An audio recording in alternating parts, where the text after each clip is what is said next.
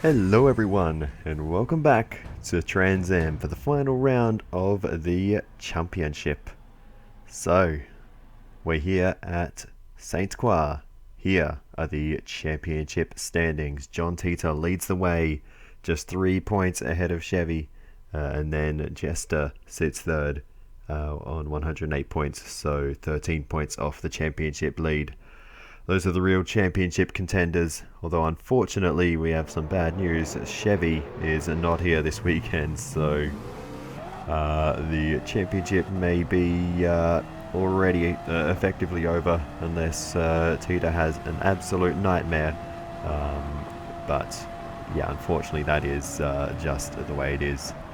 We will take a look at the circuit on our outlap into qualifying. We got a total of 8 minutes for qualifying, a 5-minute session and 3 minutes to finish the lap we're on. Unfortunately though, as you can see, I'm driving the Plymouth Superbird, or the Superboat, as we lovingly call it. And a lap in this car is just over 4 minutes. So even though I got out on circuit as soon as possible, hello consumer, it's very, very unlikely, maybe even impossible, that we'll even get a lap in. So yeah, you can see the circuit as we go through our outlap. A little bit of off-road there into the gravel trap, and that's going to cost us a little bit of time. Funnily enough, the fastest lap I ever did around this circuit was a 4 minutes 1 second, involved going off into that gravel trap. So yeah, I wouldn't expect, even if I could get a lap in qualifying, to do a time like that, because for this round we have heavy damage on, which is going to add an extra little layer of challenge as well. The difference is mainly that the damage won't fix itself. We've been using light damage all season, which means if you bump the wall, the steering will be bent for a while, for example, and then it will fix itself. Whereas with heavy damage you have to return to the pit lane. And you'll see it right here because I bumped into the barrier there, and now the right front corner of the car is damaged, and that will stay like that for the rest of the session. In other news heading into this event, Sparrow also is not here, so if we can score enough points we may overhaul Sparrow's points haul for the season. The only other driver anywhere near us is Consumer. He's 1 point ahead of us in the championship, so if he has an absolute shocker, we could overtake Consumer, but we'll see. Jokin also is not here, as well as Matt and Wolf. Artsy is back, and then we have 3 drivers competing for the first time this weekend. Ferbs, V-Man and Lounsey are all here, so it'll be interesting to see how they all go. I've raced against Lounsey I know 1 or 2 times in the past, raced against Ferbs a bunch of times, and never, I don't think, I've raced against V-Man, so yeah, we will see how they all go.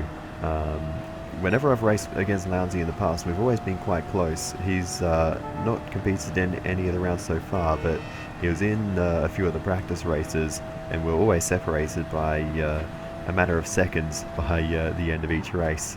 So yeah, it's going to be very, very interesting between us.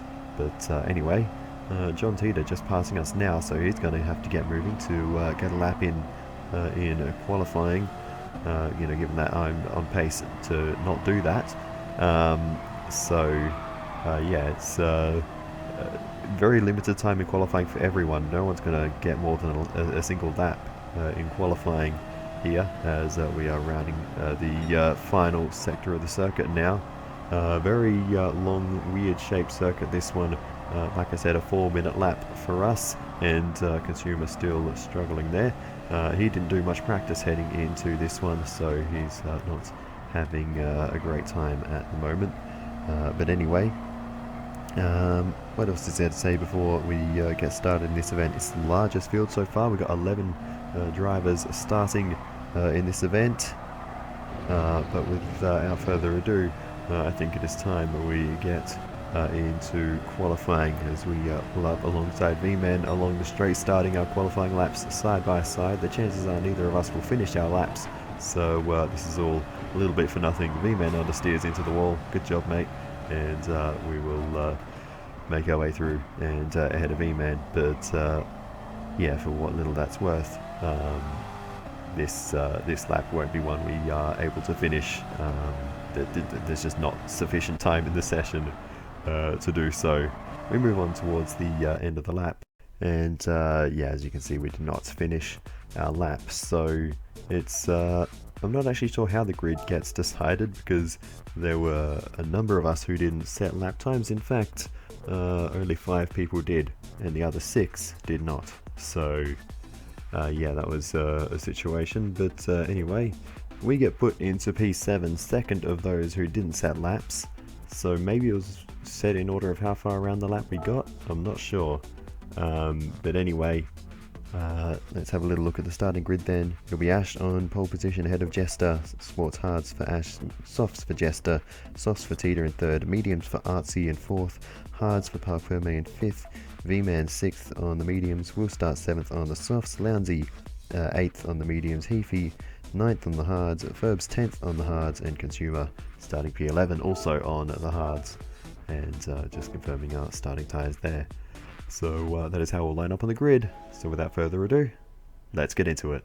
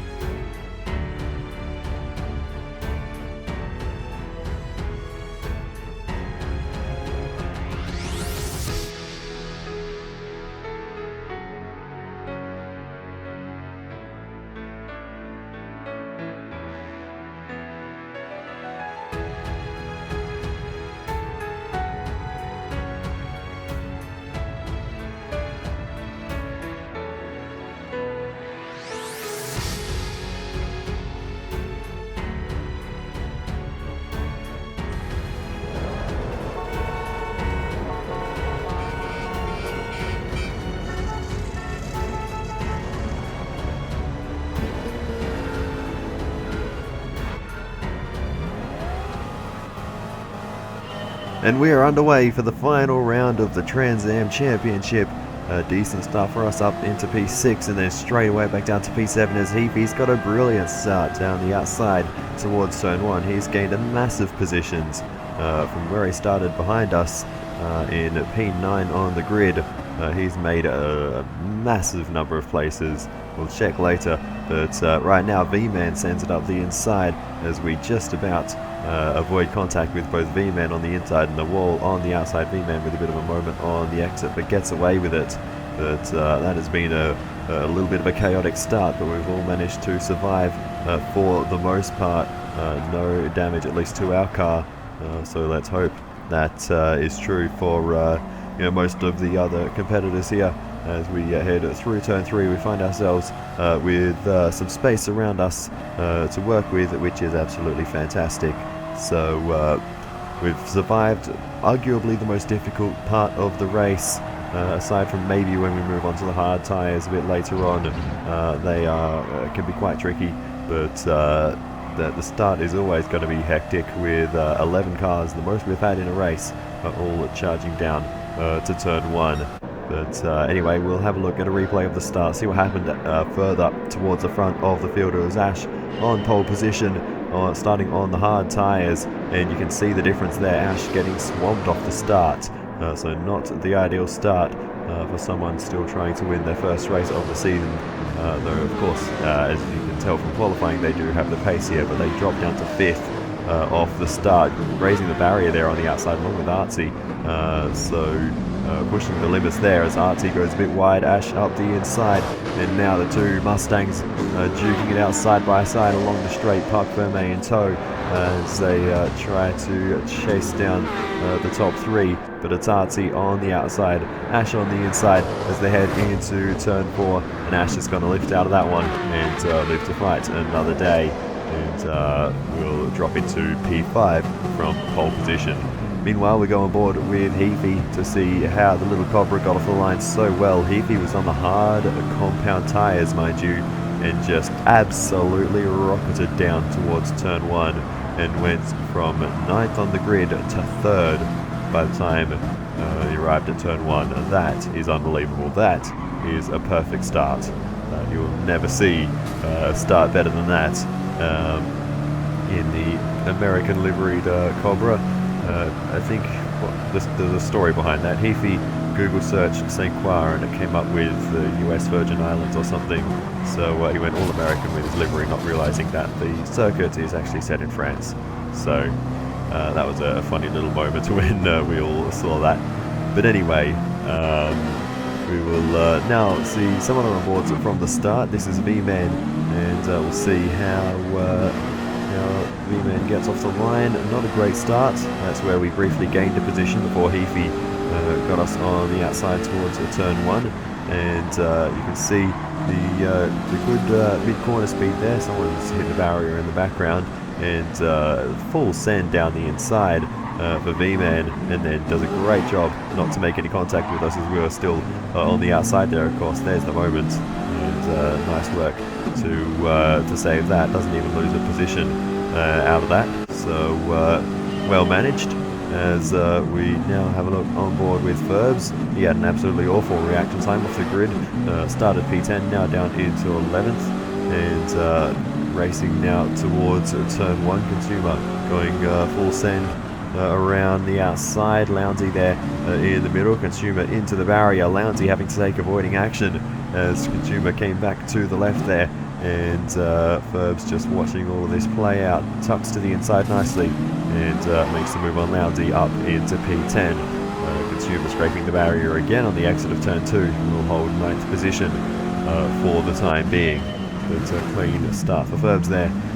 Here's the onboard with Consumer off the start, and we'll see how this played out.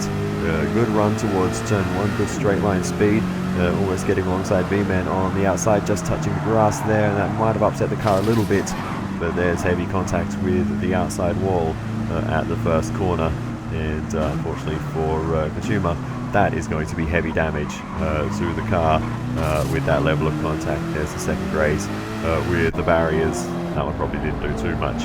On board now with Lounsey a little bit later on in the lap, and you can see still right on the back of Ferbs as Consumer is a little bit wide on this left-hander. Ferbs tucks to the inside, will take that position as they run side by side up towards the next left-hander, and Consumer goes off, and Lounsey's able to get through as well, and is now having a look at the back of Ferbs once again. But yeah, Consumer's struggling a bit this round. He didn't do a lot of practice, and this is a circuit where you really do need to put in quite a lot of practice. It took me a long time to learn this one. As we look further up the field, we've got Artsy on the back of Heafy. We saw, the last few rounds, that Cobra very quick on the straights, and not so quick through the corners. So, it's going to be an interesting car for this round. There are some very long straights at this circuit, but it's actually Ash going for the move down the inside of Artsy and gets the job done. Artsy with a switchback, but Artsy's going to have the outside line for the next long right-hander. I don't think there's going to be any future in that one, and Ash holds the position, and that is how they will remain down the straight. On board with us then as we head into the same long right-hander. Quite a deceptive corner, actually. It's one of those corners that just keeps going as you turn around. But anyway, V-Man's got the run. Our car, the Superboat, does not like that corner at all. It's not fun. the sort of longer radius, medium and high speed corners, this car does not handle it. It likes to sort of stop and start stuff a little bit better, I think. Anyway, that's Ash going to the move on Heafy.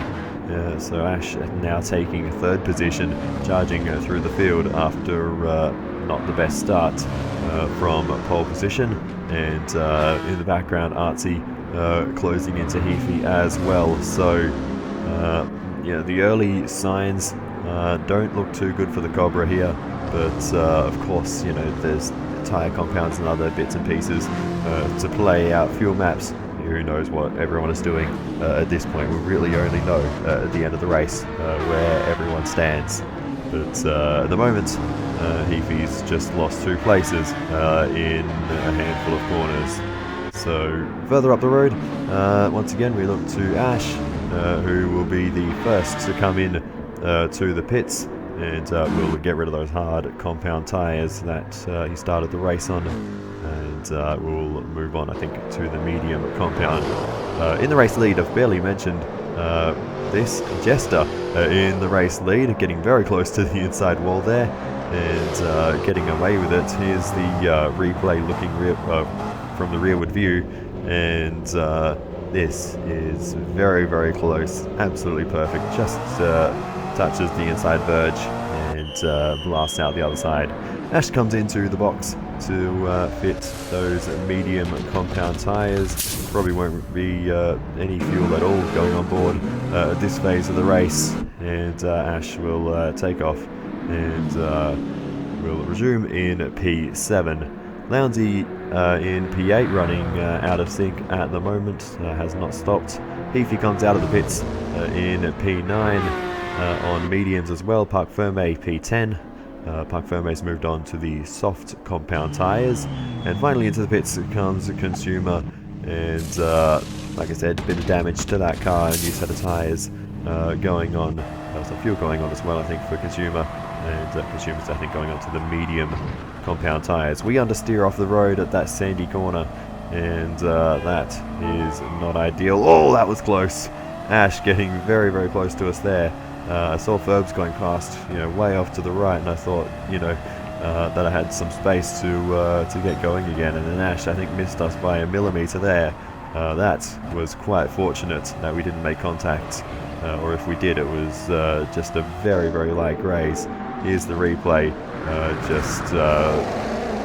Yeah, just floated off the road the way this car tends to do, and then there was nothing in that. Here's the onboard with Ash, and we'll see what this looked like. Ash was aiming to use every millimetre of the exit curve there, and I think had to avoid us coming back on, but that was absolutely borderline. Here's the onboard with Ferbs. Caught that, saw that coming a lot earlier, and left half the track for us to gather ourselves up. So different approaches there, but they both got away with it, so that's really the only thing that matters. Lounsey lets a few of the faster cars through, and now drops down into 10th position. By this point, I think Consumer's dropped out of the race, unfortunately, as we look to Parc Ferme going for the move down the inside of Heafy. The Parc Ferme gets through as they head onto the suspension bridge, and Parc Ferme putting those soft tyres to use. Of course, we'll still need to use the medium compound later on. Meanwhile, Ash is continuing the charge and sits on the back of V-Man at the moment, maybe going to look for the move down the inside as they head towards the end of this massively long back straight.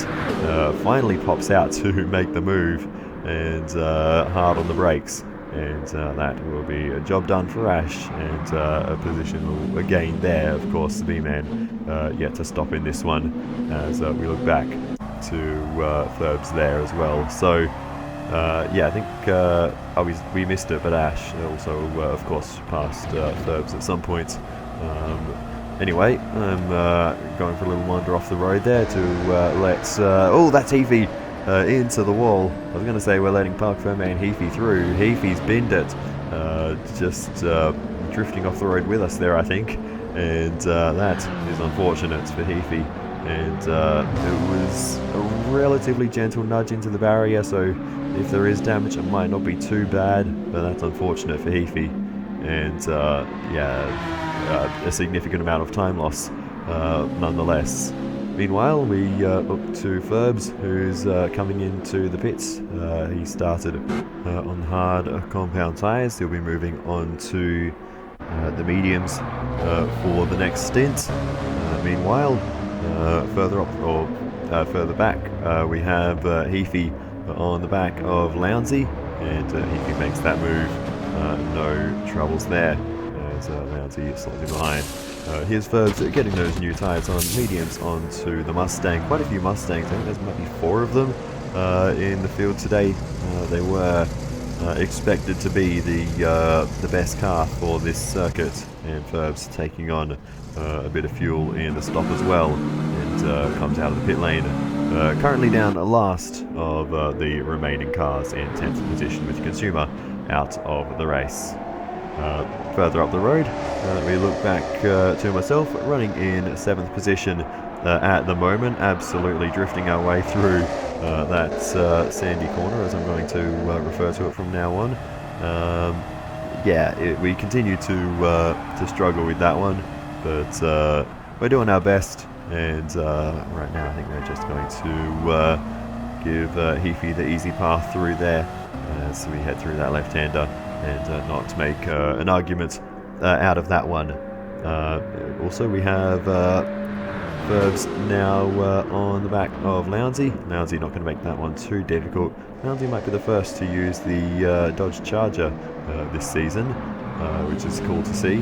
And also John Teeter first to use the Lamborghini Miura, which is currently having a solid racing, running up in 2nd position.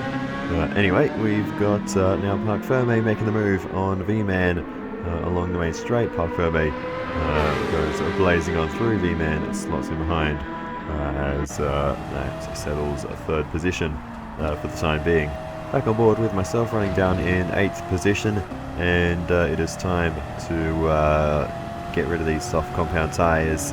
You know, for everyone else they may be a good race tyre, but on the Superbird they don't work.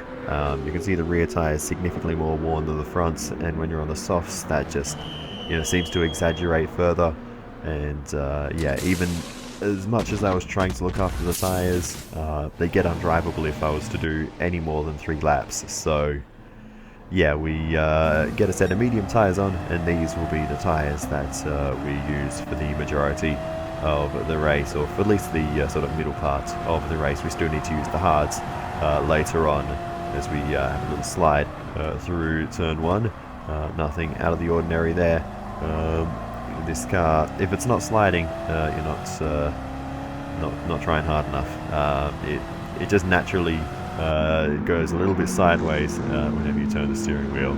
Anyway, we have now these 2 Mustangs fighting away once again. Artsy on the back, Ash on the back of Artsy. One day I'll say those 2 names the right way around. But closing in is Ash to the back of the Green's Tough Mustang. That Artsy ran back at Laguna Seca, and now Ash making the move down the inside, and that should be an easy move for Ash. Nice and clean, and Ash moves up 1 more spot into currently 3rd position. So still plenty to play out in this one, as we see Heafy getting close to the barriers there, and probably getting away with that contact, but you don't want to be bumping into the barriers with too much more force than that. But that will be something everyone has to watch out for, because there's little margin for error at that corner. But anyway, V-Man emerges from the pit lane on the hard compound tyres, as Lounsey comes in to get a new set of tyres on. Lounsey, I believe, also going on to the hards, as we beep the horn on the way through, letting Lounsey know that we are on our way past. Like I said, I'm really looking forward to the end of the race with Lounsey. I reckon it's going to be very, very close between us, so we'll see how that plays out. But at the moment, we are separated by a little bit on track, but there's still so much left to play out, and we still have our hard compound tyres to go. Meanwhile, Ash heading through the long sweeping right-hander, and a little bit of a graze with the barrier on the exit. So again, you'll be lucky to get away with that too many times, but that was a fairly light bit of contact. Lounsey exits pit lane as well on the hard compound tyres, and yeah, we'll probably do a fairly limited stint on those, I would imagine. Jester comes into the pits from the race lead as we see John Teeter coming around the final corner now. Will he follow Jester in? No, John Teeter stays out and will assume the race lead in the little Lamborghini Miura. Beautiful car there, I love those things. As Jester gets a new set of tyres on, going from the soft tyres that he started the race on.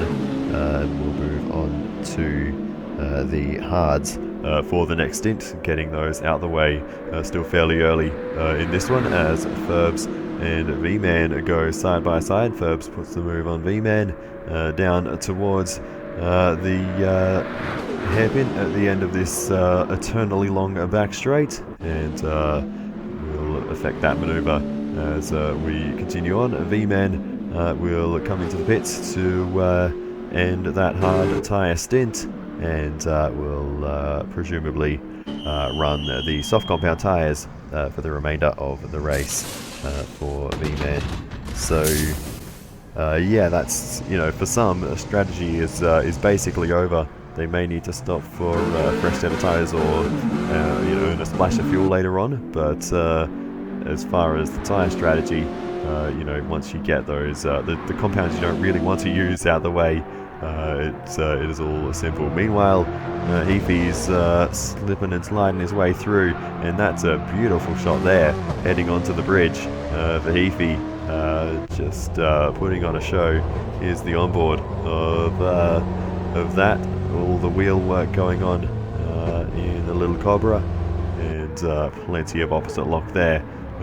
Trying to keep that thing going in the right direction, and oh, that's not so good though. Into the barrier goes Heafy, and that is not quite the right wheel work at that particular moment. So it's a wild car, that is for sure. On board with Heafy to see that moment from on board, and we'll see exactly what happened. Just overcorrected, and then there's no margin for error once you do that, and Heafy finds the barrier on the exit. So unfortunate, gets going again very quickly, but that will be damaged with fairly significant contact with the wall. Teeter comes into the pits and will get rid of his soft compound tyres that he started the race on, and will emerge on the medium compound tyres. Also have a Jester in the pits, going from hards to mediums as well. We also have Ash in the pit lane with strategy basically complete in this race. Now we'll go on to the soft tyres for the remainder of this one, as Teeter heads through the first corner ahead of Artsy, and then Park Ferme in pursuit. Jester still refueling as Park Ferme goes for the move down the inside, and will get the move done cleanly there, and well, it was done in a straight line really. Artsy looks for the move back down the inside of Park Ferme, but nothing to do there. Park Ferme takes the position up and into second place for Park Ferme. Artsy down to third in the green stuff Mustang. Meanwhile, Ash emerges from the pit lane in fourth position at the moment, ahead of Jester, which is interesting. So a lot of fuel going on board for the Jester car there, and Ash taking that genuine track position and taking the effective lead, I believe, of the race. It's quite hard to follow. Heafy into the pits as well, and Heafy will move on to the soft compound tyres as the little Cobra comes out of pit lane now in 7th position, and navigating turn 1 cleanly there. Back to oh, that's V-Man into the wall. That is going to be damage for the V-Man car, unfortunately. Just a little misstep at turn 1, Not really sure what caused that, but V-Man found the exit wall, and that will be damage, and no doubt some frustration. Just drove straight ahead into the wall. I can only imagine maybe a slight lapse in concentration. Very easy to do, but whatever the case is, that's damage for V-Man. Meanwhile, back to Heafy. What's happening here? Heafy heading through the latter half of the lap and gets a time penalty for track limits. I have not seen that at all around this circuit, but Heafy's managed to find a way to do that. Here's the exact moment. Just cut this right-hander slightly too much and got pinged for that one. I struggle to believe he was the only one to cut the corner by that much throughout the race, but that was the only instance I saw of a time penalty, at least that I managed to pick up on. But anyway, we have more pit stops coming. John Teeter boxes from the current race lead, and we'll put the hard tyres on for John Teeter, and we've also got Parc Fermé in the pit lane as well. Medium tyres will go on to the Ferrari. Artsy also in pits, soft tyres for the Mustang. Down the inside goes the other Mustang of Ash there, getting the move done on John Teeter, nicely there. And that is Lounsey having a moment down at turn 3, which these guys are now approaching. John Teeter getting through on the inside of Artsy, so using the engine power there of the little Lambo and getting that move done. So John Teeter not giving up quite yet, and retakes the race lead, albeit on the hard compound tyres. So we saw this last time, Brands Hatch. Teeter was stuck behind Jester when Jester was on the hards. Very frustrating time. So let's see how Ash handles it as they run through, and contact, and Teeter's off the road. Into the gravel trap goes the Lamborghini, and Ash gets through, and that is not how that should have played out. Let's go on board with Ash to see exactly what happened, and just the difference in mid-corner speed. The contact there, and Teeter couldn't keep it on the road, and Ash sends Teeter off, and that is the end of that battle rather quickly. Ash is able to push on, and Teeter is left to scramble back onto the road. Meanwhile, we look back to Parc Fermé, who's finally come out of the pit lane on those medium compound tyres, and then it is Artsy a little bit further back. So yeah, the strategies are all unfolding slowly. Finally, we check back in on my own race. We're still running 9th position.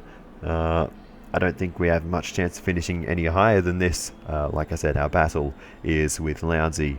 But our medium tyres are done, and you can see in the bottom left how worn out they are. We can't do another lap on these. So it's time we put the hard compound tyres on, and these hards will probably take us to the end of the race.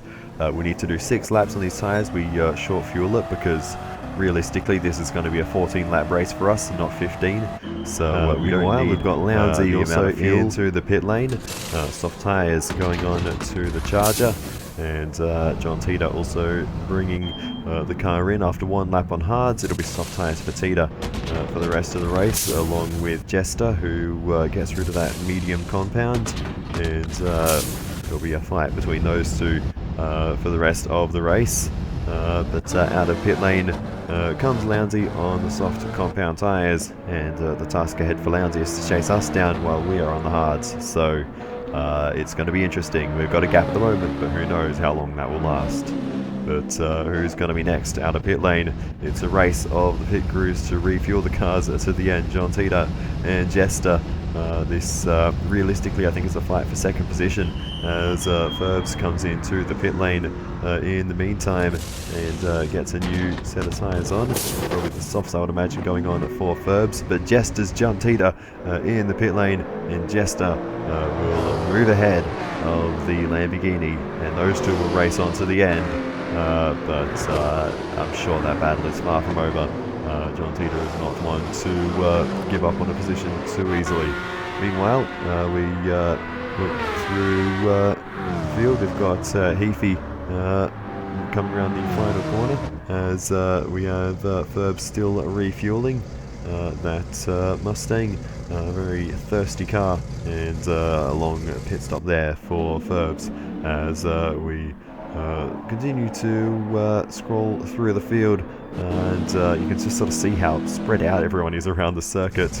You know, there's cars all over the place. Finally, Ferbs comes out of the pit lane and drops into P7 at the moment, but has very good pace in the Mustang. Meanwhile, Ash brings it into the pit lane, and Ash will move on to yet another set of the soft compound tyres, and this will potentially be a good pursuit of the fastest lap for Ash as we bring it around the final corner. And we're actually going to box again. This is a decision I made on the fly. I was expecting to go to the rest of the race on hards, but I thought with Lounsey catching up, I don't know if I want to be on the hards. I felt most comfortable on the mediums, so we're going to use the mediums for the rest of the race. We don't need any fuel, so this will be a pretty quick stop, and this should allow us to you know, have some fairly solid pace for the rest of the race, and we have enough time to come out of the pit lane still ahead of Lounsey. So, you know, now I think if Lounsey does catch up to us, we at least have something to fight with, because the hard tyres just did not have the grip that I really would have wanted. Ash also emerges from pit lane, and with the soft compound tyres on, we'll be looking to set some good pace for the rest of this one. Artsy in second position, very close behind, still has, I believe, the hard tyres to use for Artsy, saving those potentially for the last lap of the race, but at the moment going for the move on Ash, and once again we see these two fighting it out along the straight, and this time it's Artsy who comes out on top as Ash is still getting up to speed on those new tyres. So Artsy for the moment will take the race lead, but we'll need to relinquish that at some point with a pit stop to go left for Artsy. But it's a very solid race nonetheless. We look back to V-Man currently running down in 8th position and heading into the pits, and that'll be another set of the soft compound tyres going on for V-Man, the tyre of choice mostly for the end of the race.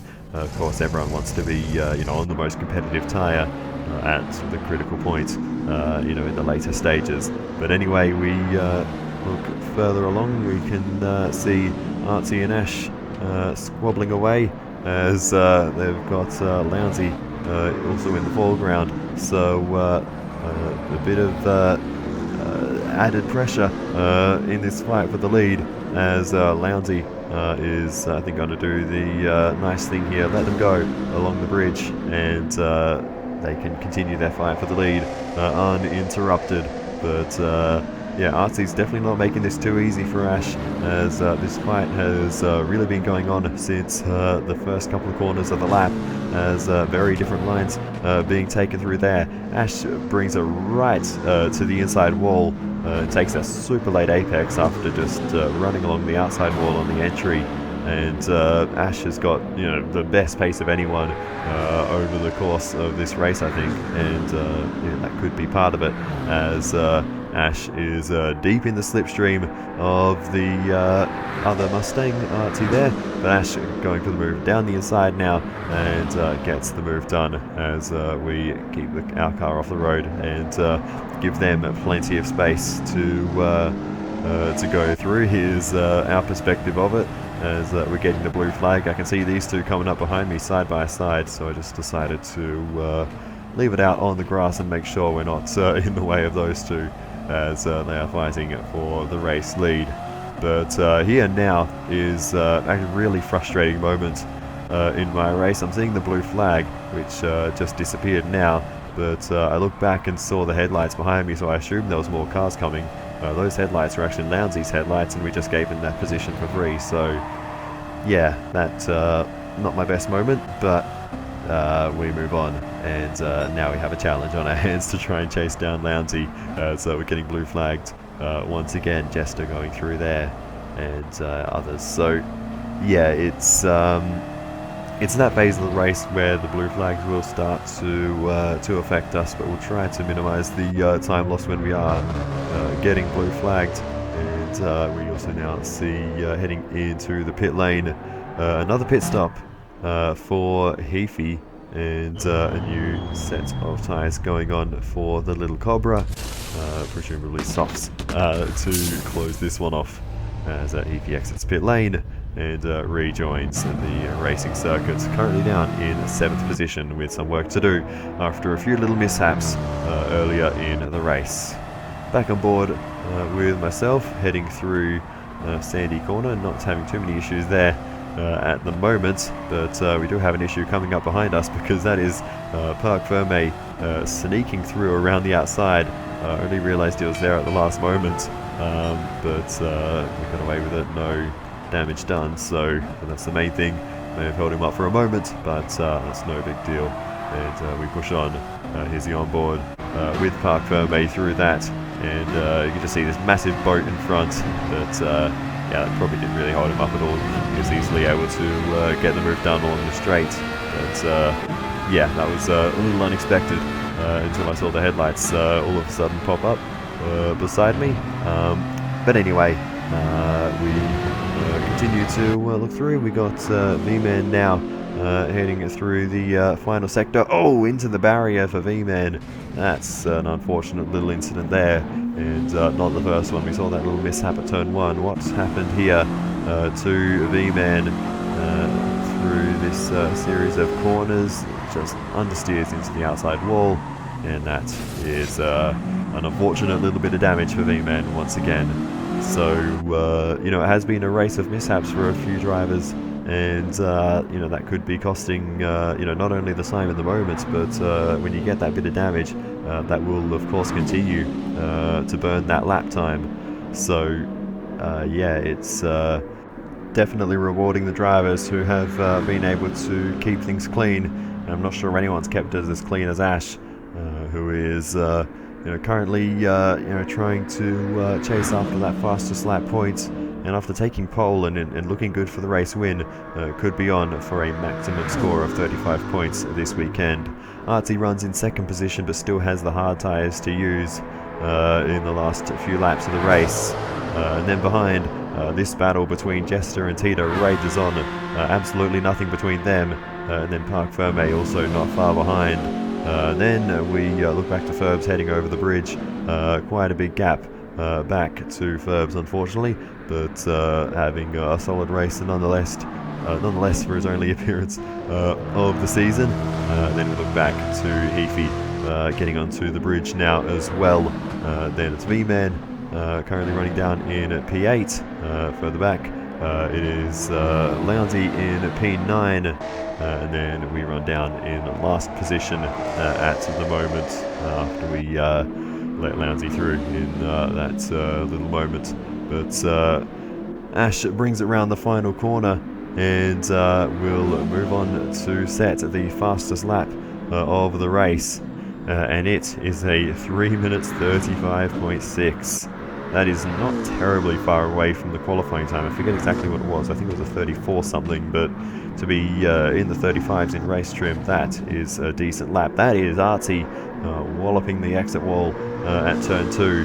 That's not ideal, and that could be some damage for Artsy as Lounsey comes in to the pits, and that'll be another set of soft tyres going on for Lounsey. Didn't expect this one, actually.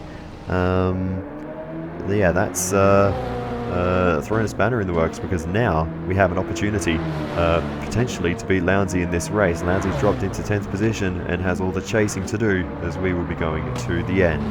So that has potentially reignited the battle, which I thought may have been over. I thought 10th place might have been all we could manage in this one, but maybe 9th is on the cards now, with Lounsey having to chase us down, but albeit on softer tyres. So we'll see how it goes, as we see Ferbs chasing down Lounsey on different laps, of course. Lounsey goes wide and Ferbs goes wide with him, and they almost make contact off the circuit. Ferbs gets through, but that was a bit more awkward than it needed to be between those two. We go on board with Ferbs here to see exactly what happened in the braking zone, and as the sun's setting, probably losing braking markers, etc., and was quite close to making contact with Lounsey off track, so heart in mouth moment there, but they get away with it and they both will push on throughout the race. Meanwhile, we look further towards the front of the field as we see Jester making the move on Artsy rather easily there onto the bridge. So Artsy may be struggling for pace a little bit towards the end of this stint, being quite a long one for Artsy, and you know, we saw back at Laguna that car did not look after its tyres too well. Who knows what the case is here, but yeah, that could also be the case. Back to Heafy, still keeping that thing on the limit. Parc Ferme grazing the barrier there as well, so a few mistakes creeping in here and there for a few of the drivers grazing barriers. And I think that was actually that actually caused a bit of damage. Oh, that's a moment there for Heafy. But back to what I was saying, I think that graze with the barrier for Parc Ferme did cause a little bit of damage to that car. Here's the onboard with Heafy, who's had a couple of moments in this corner now, and that was a save. Couldn't quite manage that one earlier in the race, but a good save now, and we'll push on. But yeah, it's a sketchy part of the circuit, it seems, for the Blue Cobra. Meanwhile, we see John Teeter making the move on Artsy into turn 1, getting very close to the outside wall there for Teeter, but gets away with it. But there's you know, less and less on the table as everyone is pushing harder and harder towards the end of this race. Back to Lounsey as oh, it's a bit of a moment there, and this just taps the wall. Manages to save it with a bit of a slide, and that won't be too bad for Lounsey. But Lounsey is absolutely pushing the limits to try to catch up to me. It's the battle for last, but for us, it is the battle for everything as we run it deep into turn 3, let Ferbs through the easy way, and Ferbs manages to find the apex on this occasion. Meanwhile, further up the road we look to Parc Ferme, and that's a little off there for the Ferrari. Manages to keep it out of the barriers, but it just shows that everyone is pushing on, and you know, these little mistakes are starting to creep in more and more as everyone gets closer and closer to the limits. We're in the dying stages of the race now as Artsy boxes for the hard compound tyres on that Mustang, and we'll take a small amount of fuel to get to the end as well. But you know, here we finally see where all the strategies play out, and Artsy emerges from the pit lane at 5th position with no one else really around, so I think that's where Artsy will stay. But up the road, you cannot fault the race that Ash has had. It has been absolute domination from the moment Ash took the lead through the pit stops. Never looked back, never looked in doubt, smashed the fastest lap, smashed pole position. It has been a masterclass. The closest battle on track is the battle between myself and Lounsey for 9th and 10th. It may be the battle for last, as I said, but it is on, and Lounsey has been smashing that margin in the recent past. So, you know, we will be absolutely looking in the mirrors the further and further we get, you know, the closer we get to the end of this one. But Ash is now charging along the big long back straight for the final time, and with the headlights well ablaze, getting late into the night here. It is a very different feeling around the circuit. It looks so different at night, but you know, we see here Lounsey absolutely pushing the limits through the you know, first half of the lap, and the matter of fact is actually that we may not, you know, cross the line to finish the race with the way the race countdown timer works. We don't really know exactly where the finish line will be, so it's it's just when the timer hits 0, that's when our race will end. But we'll move on to that at a later time. But we are not necessarily racing to the checkered flag, which is an important thing to remember. Meanwhile, we have Ash still smashing it as well. There's only a matter of corners left to go for Ash, and well, just one. It has been an absolute masterclass from Ash. He's missed a few races, but imagine if we saw this throughout the season, we could have had a very different title fight. But Ash crosses the line to take the first sweep, pole position, race victory, fastest lap domination for Ash this weekend. Jester brings it round the final corner, another very solid performance, and Jester will bring it home in second position in the Di Tommaso Pantera. And John Teeter using a bit of a different car this around, the Lamborghini, and no one else has used that all season. John Teeter will bring it home in third position. Fantastic drive, as always, from John Teeter. And we've got Park Ferme fourth, Artsy in fifth, everyone all very spread out at this point. Then it's Ferbs ahead of Heafy.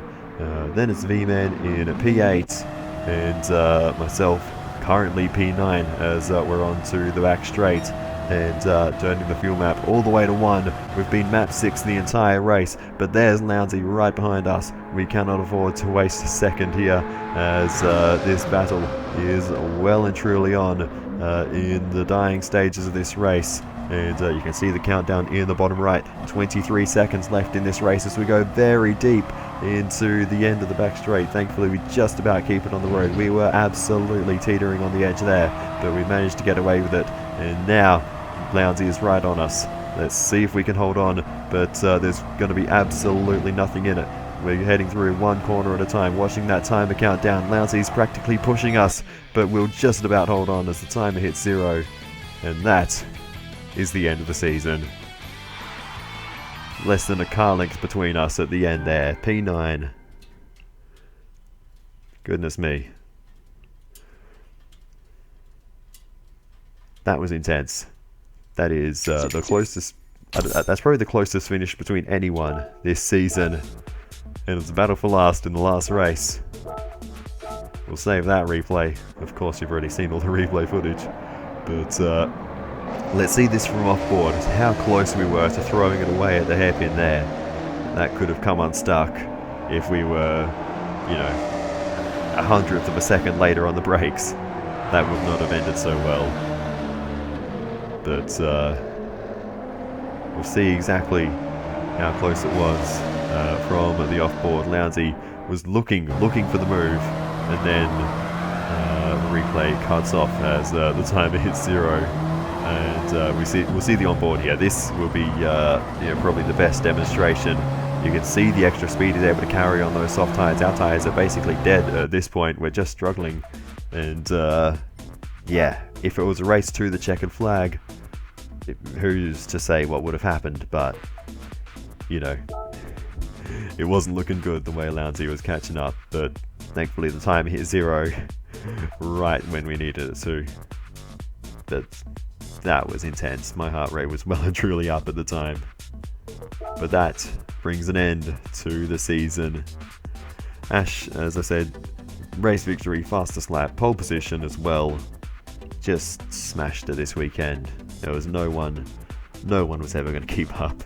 But anyway, with all the racing action out of the way, let's have a look at the championship standings for the final time. It should come as no surprise that we see John Teeter take the championship victory. Solid year all round, the only outlier being Laguna.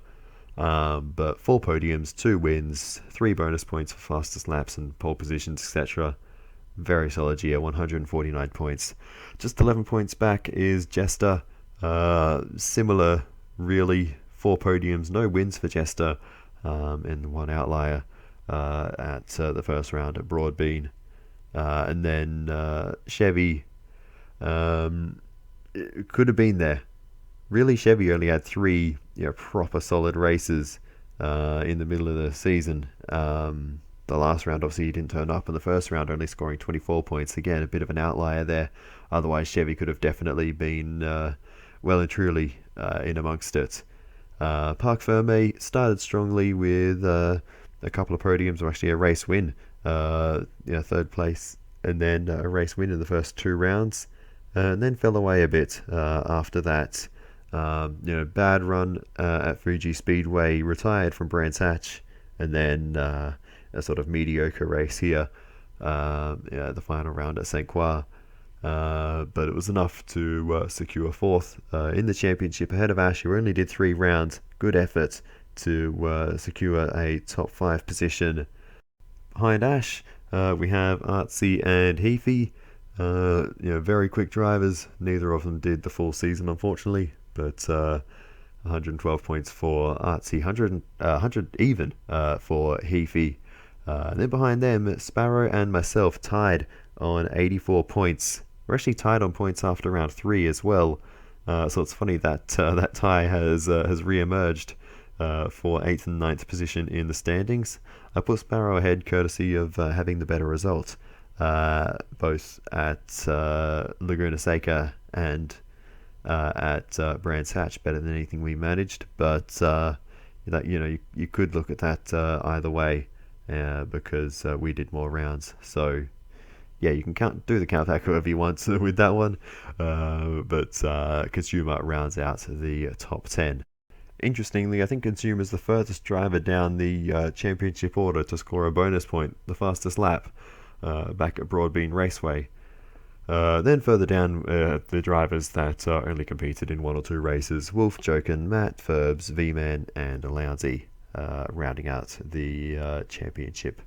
I also created this table just out of curiosity to remove all of the points that drivers did not actually score, to take out all the races they didn't actually compete in. And I just thought this was sort of interesting to see the difference that it made. Of course, for drivers like Ash, it puts them a little bit further down.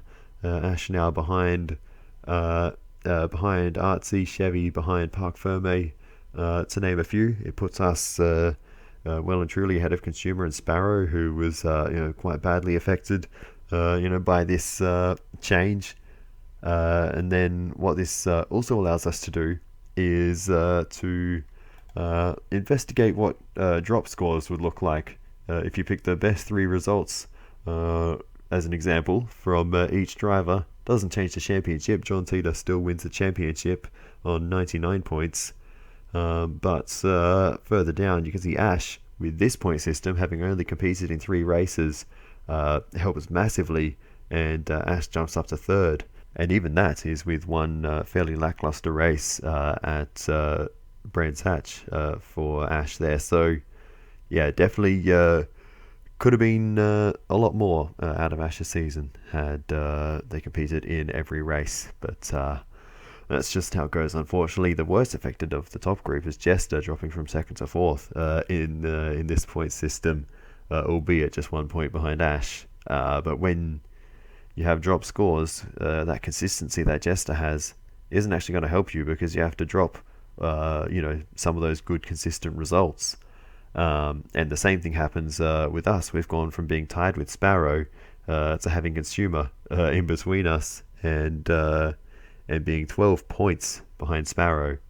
So, that's probably more representative of where we should be. But it has, knocked us down 1 or 2 positions in the championship. So, yeah, it highlights the the way things have played out in different ways, I suppose. But anyway, that is enough rambling on for now. So I think I will say thank you so much for watching all the way to the end. I really do appreciate it. I hope you have enjoyed the championship. I've certainly enjoyed being a part of it and making these videos.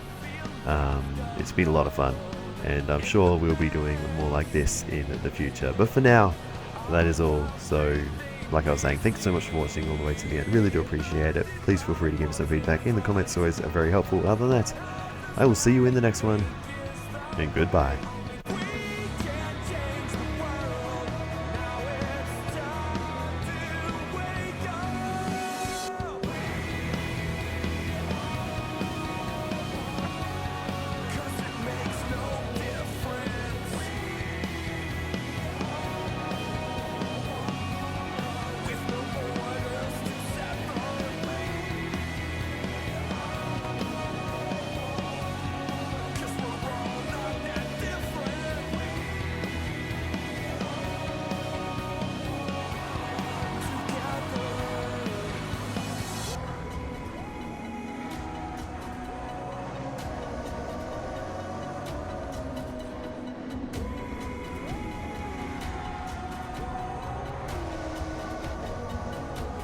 Whenever you think you can't go any further, don't forget you are the only one. Whenever you feel that everything is a lie, don't believe you are the only one. No, feeling lost in this world, fighting every day to find the answer, but we can't lose this hope. It is time to stand up.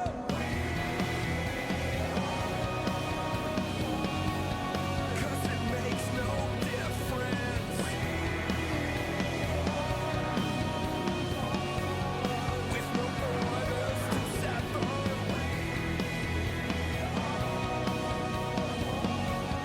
'Cause we're all not that different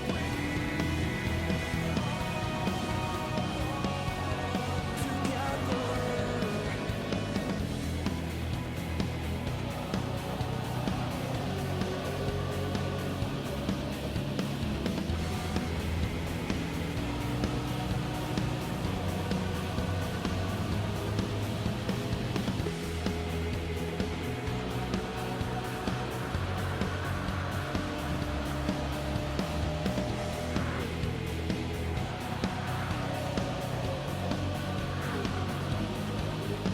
Blinded by what's in front, on what others may think is the way. Only we can change the world.